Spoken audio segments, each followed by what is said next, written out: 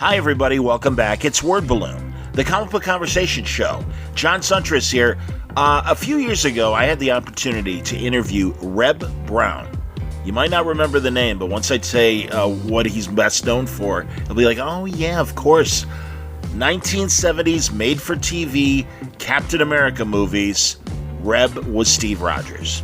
He's a great Steve Rogers. You know, these movies are absolutely 70s television movies, and he was underserved by bad writing, and it's a shame because it really was perfect casting. Red was a giant with a bodybuilder's sort of physique and just had a really nice, friendly demeanor.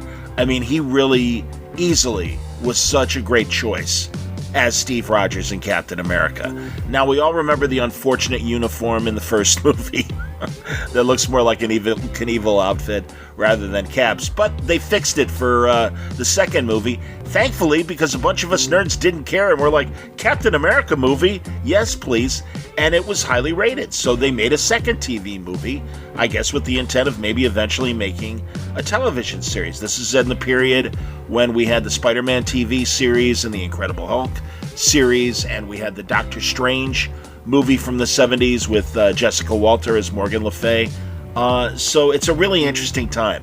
Reb was at Terrificon, and he came on to promote the fact that he was going to be at Terrificon in a few months, but I had this lovely phone conversation with him. So that's what I'm presenting today. Reb Brown talking about his time as Captain America and a few other big highlights in his film career on today's Word Balloon. Word Balloon is brought to you by AlexRossArt.com.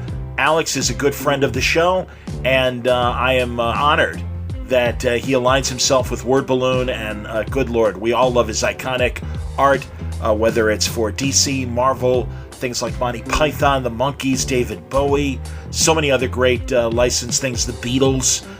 If you go to AlexRossArt.com, you will find great value for your dollar, whether you can spring for something like original cover art or pages to lithos and posters, every price point you can imagine, you will find something and a beautiful image from AlexRossArt.com.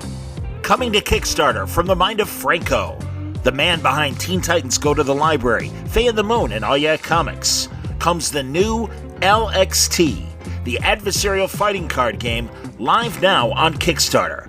LXT, Lux vs. Tenebris. Imagine a loved one has been spirited away to a land of terror and torture. Would you be willing to go after them and fight through a horde of acolytes of the Dark One just to get them back? Developed as a role-playing card game that can be played multiple ways. The cards will have full-color illustrations on the front and chock full of stats and moves on the back. You can also get the LXT Who's Who book with origin stories and information about all the characters. Still want more? Also available is the LXT Dark Atlas book, filled with prose stories about all the baddies and illustrations from a wide selection of comic artists. There are plenty of add-ons you can purchase separately, like comic books, stickers, original art from the game, and more. It's going to be a howling good time. LXT, live, now on Kickstarter. Word Balloon brought to you by my League of Word Balloon listeners. That's right, my financial backers of what I'm trying to do here. It's pretty simple, everybody. Word Balloon is free. It'll always be free. But I could sure use your financial help. If you've ever thought about subscribing to Word Balloon, I certainly would appreciate it. Now, is Word Balloon worth the price of a comic book a month? Is it even worth $1 a month? If you think so, if you can swing it, I sure would appreciate your support. All I try to do is bring you fantastic content, talking to some of the greats of pop culture. Consider subscribing to Word Balloon by going to my Patreon, patreon.com/wordballoon. Thank you very much for your support, League of Word Balloon listeners.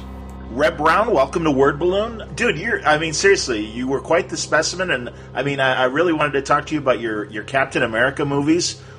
Was really excited when they made them, and dude, you are a quintessential Steve Rogers. Absolutely, man. Yes, as far as the poster was concerned back then, I was supposed to be 6'3", 220 pounds, and I was right around 6'3" and 230, so it worked out pretty well. That's great, man. Now, I'm sure you've had a million of us comic book fans tell you, or at least ask. I mean, you're making a made-for-TV movie, and it's so funny that you made two of Captain America, and I enjoyed both of them. The first one very much felt like a $6 Million Man movie, and I mean that in the best way. Exactly, that's it. Same guy that did the music for $6 Million. In fact, the producer was Aaron Balter. And he was the one. He did $6 Million Man, so we had the same kind of music on that thing. Well, the fight choreography, I mean, the way the shots were laid out, it felt a lot like that. And then, as I was starting to get to, the first Cap costume, kind of more Evel Knievel than what we were, us comic book fans were expecting. Were you a Captain America reader as a young man?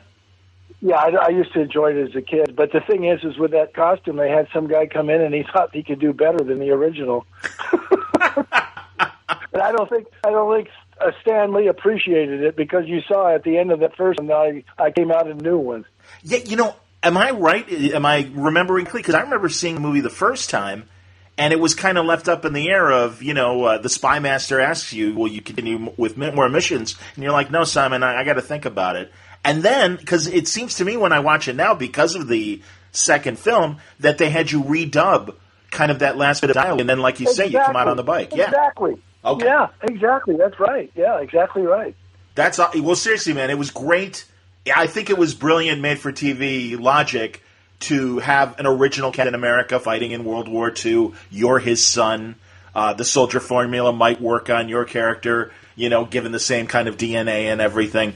No, dude, I loved it. I thought it was great. And then, seriously, come out when we knew that another movie was coming, it was like, oh, fantastic, man. I'm sorry it didn't get made into a series.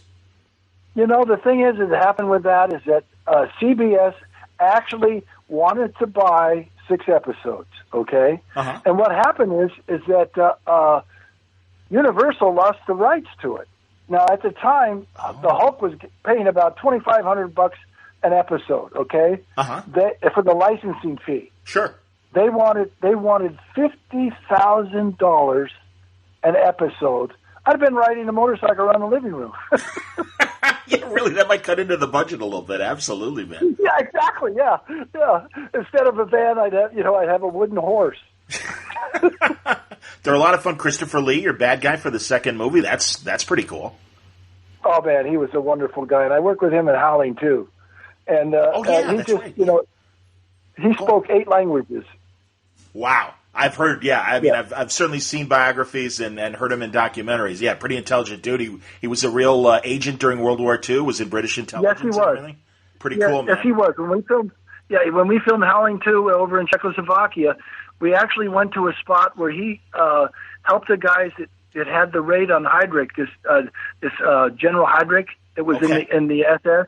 Yeah. And Christopher Lee, you never saw him get really emotional, And we were in this church where it actually took place, where these guys were hammered and they got him, and he teared up on me, and I'll never forget that, because this is one strong man. It was really an incredible experience. That's amazing, man. That's really, really cool. And yeah, I mean, honestly, Space Mutiny. You work with Cameron Mitchell and John Philip Law. Those guys are. That's with my wife too. Indeed, and my wife too. I read that, and that really surprised me. That's fantastic, man. Yeah, Cassie Cameron, her stage name, and that's great. Are you guys still together? It was, Sissy Cameron is her name. Yeah, and we've been together 39 years, and our anniversary will be the 40th will be in September. Hey, that's awesome, man. Congratulations. That's wonderful. That's I'm really, a lucky man to have her. I'll tell you, I'm a lucky man to have my wife, Sissy. Believe me, I really am. All right, let's talk a minute about Space Mutiny. Honestly, man, that's a lot of fun, and I think it's great, and I'm assuming this might be the reaction when people see you and bring up Space Mutiny. I think it's great that culture has turned around, and I don't know what the initial response was to Space Mutiny, but it's a lot of fun, and I think it's fun in the best ways of having a limited budget and solving problems, whether it's special effects or, costumes, everything. Yeah, and then they end up putting Galactica stuff in it and having those weird dancers in there. I mean, the original, the real director that did the film, he wasn't allowed to complete it. The guy David Winter came in and changed everything around. And I'll tell you, running around in those go-karts was such a trip. Well, you know, and then you saw the point in there where the one woman was killed, and then she's back at her desk. Yeah. That's right. I forgot about that. I mean, honestly, I had so many nicknames in that. Everybody just to get a kick out of it. It's on. Let's see. Yeah, it's on Blu-ray. Oh, that's excellent, man. You know, I remember seeing it too on Mystery Science Theater, and I imagine going to autograph shows and conventions and stuff. I don't know. Have you run into any of the Mystery Science Theater guys? Yeah, I just scowled at them. Did you really? Oh, I just sit there and I give them this look like, okay, guys. Did you know that, last summer they were taking that thing around the United States. They were having, capacity crowds, like 800 people at the theater showing that thing. And I never got, any invitation from them at all or any, so basically it's a sore spot with me right now. Oh, I'm sorry to hear. Seriously, man, I'm sorry to hear that. I certainly read the article from a few years ago when they made the first, Chris Evans Captain America movie. You were kind of bummed that you couldn't make a cameo. Doesn't make sense to me, honestly. As you point out, Ferrigno got to do it in the Hulk. And hey, man, seriously, I'm from that generation. You were our first Captain America. Well, yeah. The thing is, if I would have been in it, he would have looked like my little brother. But you could have been an executive and a librarian. I mean, the security guard, the way Lou and Stan Lee were in the Hulk movie and stuff. I could have been sitting there with glasses looking very intelligent. I'd have to work at it, but I do it. You're an actor. You could do it. Absolutely, man. That's awesome. Listen, I wanted to tell you that, I'm bringing various photos to the show. Excellent. And I'm going to bring a copy of my shield. And I'll have that so people can take pictures with me, and I'm going to have PayPal there. Okay. Oh, that's great. And I'm going to have I have a poster of Cage. I have a poster of Death Excellent. of the Soldier that I'm going to bring. I got some interesting stuff to bring, so I'm looking forward to it. I hear this is a class act. I mean, my representative Steve Wolf told me that it's a great event at a great location, and it's classy, and I'm looking forward to it. I think you're going to have a good time, man, honestly. And I know a lot of us fans are going to be really excited to see you. And that's excellent, man. Yes, you mentioned your fine film with it was Ferrigno, right, with Cage? And Cage, too? Yeah. Excellent. And then the Soldier movie you mentioned, too. That was like kind of a big honor for you. I see Australia really thought highly of the film. And, and you were nominated for Best Actor. That's fantastic. Best Actor. There's a guy on Facebook that he said he's going to see me at the show, and he wants me to do my favorite scene from there. Have you ever seen it?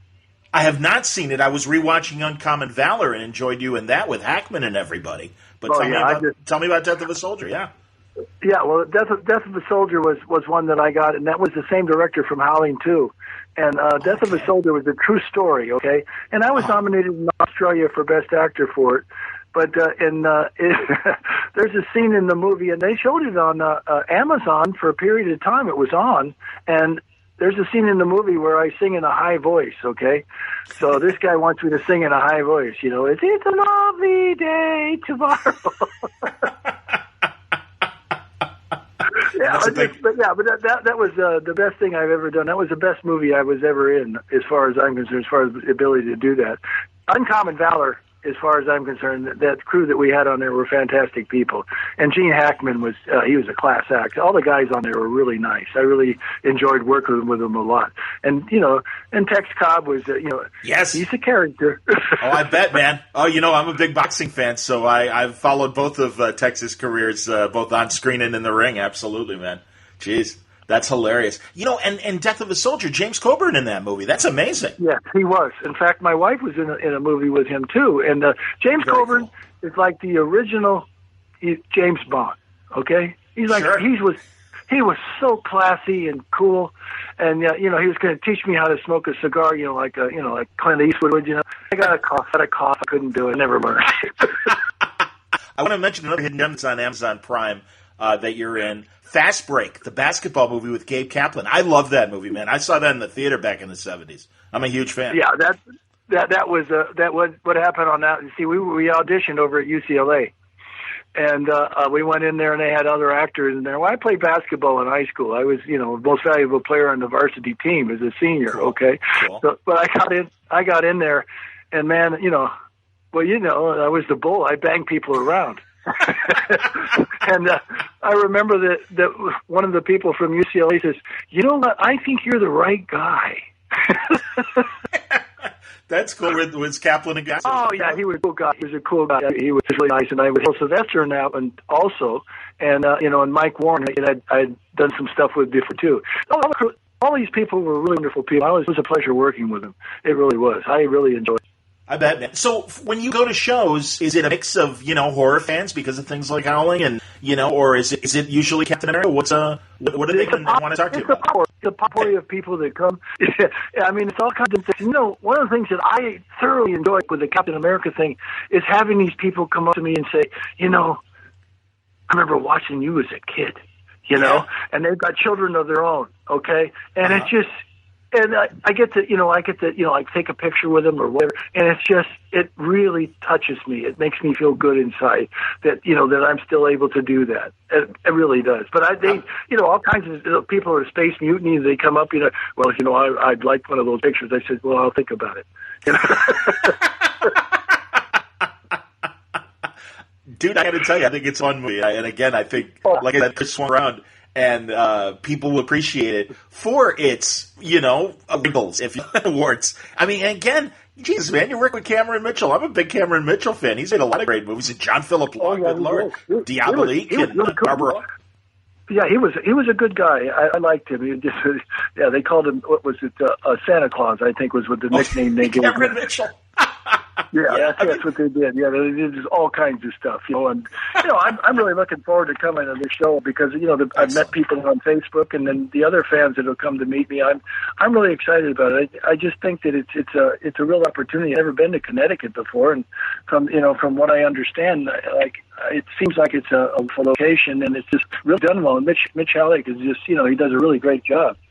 Mitch is a great guy. Terrificon is an excellent convention, and I think you'll have a great time. And what a great opportunity, man, to come to Terrificon and get your picture with Reb Brown with Captain America Shield, or if you're a fan of Death of a Soldier, or Cage, or that's great. Well, here's one for you. Go for it. Three's Company. Happy Days. Chips. Miami Vice. Miami.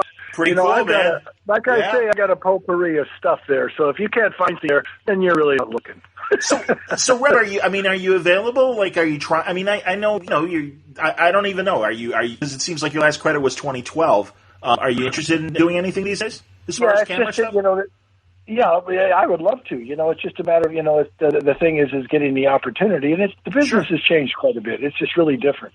I mean, I did a show with Lou recently, and we were talking about it, and by the way, he looks at me and he goes, "Hey, Reb, you're getting old." I said, "You look in the mirror." And I mean, he's a kick. He's a good guy. We did those 2 Cage movies together, but I mean, it's changed. I'd love to do a film again. I'd love to do something, and get an opportunity like that and have fun doing it because I loved it.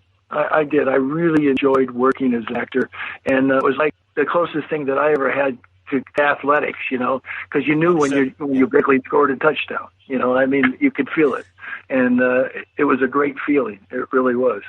Well, dude, I'm telling you, your films were fantastic. I think you were a hell of an action actor, and I would like to see some smart filmmaker, throw you the kind of bone that the guys like Tarantino managed to do for older actors and stuff, and say, hey, no, these guys still have something to contribute, man. Well, you know what? I mean, that Expendables. I mean, why wasn't I in that? I couldn't understand. I mean, my God, it's not like I haven't, showed my abilities, so to speak. I understand. Well, Go ahead. No, I was just going to ask. I mean, that's kind of physical. Are you up to? I mean, again, no. Hey, man, I'm sure you could punch me in the gut and hurt me, but I'm still in pretty damn good shape, to be honest about it. I weigh 230 pounds. I mean, damn. And I still work out constantly. I mean, if I didn't, I'd probably go south and plunder a village. Well, that's great to hear. And, as I know, as people get older and stuff, I think it's smart to exercise. So I'm glad to hear that. And hell, you were always a specimen, man. I'm expecting no less when I see you in August at Terrificon, definitely. And, I mean, So really, no, thank you for coming on. If you had more time, in the future and stuff, would love to talk to you more about some of these other movies. And just congratulations, honestly, man, a great career. And again, I'm glad you're out there on the circuit, and you let all of us that have enjoyed your work for decades come up and say hello and shake your hand, get a picture, and tell you how great you are. Well, you know what? It was a pleasure talking with you, and I'm really, really looking forward to Terrificon. I really am. I think it'll be great, and I'll have a great time. Come out and see me, guys. Reb Brown, a pleasure to talk to you, man. A fine Captain America and a great action star, and looking forward to seeing you at Terrificon. Thanks for your time today. God bless you. All the best to you. Great talk with Reb Brown, Captain America from the 1970s, still on the autograph and convention circuit. You should follow him on Facebook. He's always very funny and has great things to say, and is available for autographs and anything else you want. So check it out. I hope you enjoyed today's Word Balloon. We got a busy week this week. Some great returning guests, people like Matthew Klickstein and Scott Shaw later this week. We already did last night on Word Balloon's YouTube channel a great conversation with the Ringside Seat guys about their latest issue covering boxing, some boxing history talk, and contemporary boxing talk on that episode. And IthacaCon, the great convention that Ithaca College puts on every year. Our buddy Ed Cato from Ithaca College is there to talk about the convention. Lots of great guests are going to be coming to IthacaCon. You're going to be hearing a commercial for them for a few weeks here on Word Balloon, so look forward to that. That and a whole lot more. Alex Segura is going to come on to talk about Dick Tracy. Mark Russell is going to come on to talk about Batman Dark Age. All that and more this week on Word Balloon. I hope you'll join me. Until next time, thanks for listening to Word Balloon, a copyright feature of Shaky Productions, copyright 2024.